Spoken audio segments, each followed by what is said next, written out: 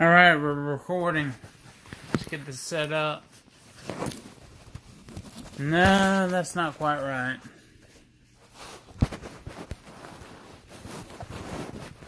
No, that's not quite right.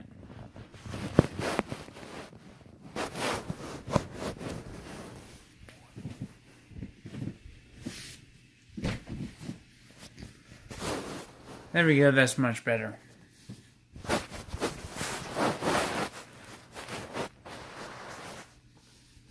It's your boy Keith Coltrane here for another episode of Schizophrenic Anonymous. I'm crazy.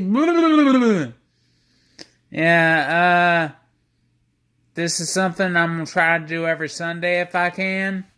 Just share some poetry. This is some of my more recent work, and I'll talk a little bit on it real quick. This first one, I recently found it because I have so many of these damn things laying around, and I'm not even sure where all my work is.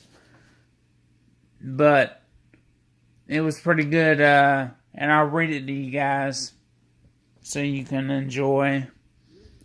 Okay, it doesn't have a name yet, so it's entitled.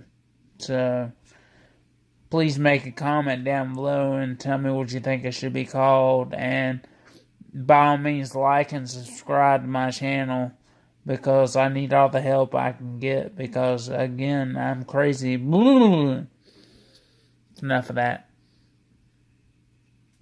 Please believe what I'm about to say. We are all connected in some sort of way. If at least the first on the planet Earth, if at most the last to live this curse. So there's no need to be obscene, to hold on to hate a burden too great, or to let go of one's love a gift from above. There are those giving aid, where requests having been made, will hold light to the dark.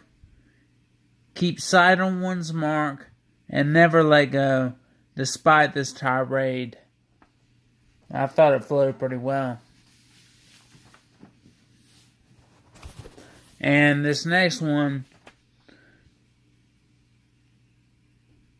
I am obviously, well, not obviously, but I am schizophrenic, or I have schizophrenia, and it's something that's very important to me that I speak out about the things that I see because I feel like I'm able to comprehend and express things that I can express better than most, in other words. And I believe that the things that not just recently, like recently we've had like people killing a bunch of students in schools that are supposedly schizophrenic and are not supposedly schizophrenic but supposedly mentally ill. And I just don't feel that it's fair that every time somebody shoots up a school, they look to some type of mental illness to be the root cause of it, and that the news organizations and TV likes to vilify people who are mentally ill because it's easier to pick on them because they don't really matter that much anyway. And if you don't know, now you know. Mentally ill people, and I'll say this again, are discriminated against. Maybe not more than other people, but it's definitely a lot more. Everyone can discriminate against mentally ill person, and it doesn't have a set group of people that are specifically discriminatory against people who are mentally ill.